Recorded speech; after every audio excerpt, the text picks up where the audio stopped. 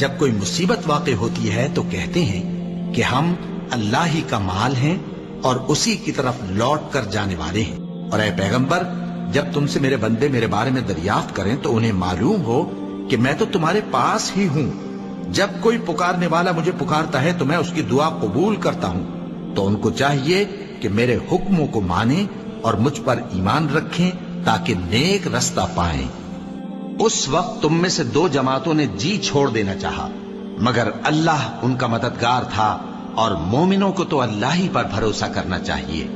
اور اس مدد کو تو اللہ نے تمہارے لیے ذریعہ بشارت بنایا، یعنی اس لیے کہ تمہارے دلوں کو اس سے اطمینان حاصل ہو، ورنہ مدد تو اللہ ہی کی طرف سے ہوتی ہے جو غالب ہے، حکمت والا ہے۔ اور بددل نہ ہونا اور نہ غم کرنا، اگر تم سچے مومن ہو تو تم ہی غالب رہو گے، یہ تمہارے مددگار نہیں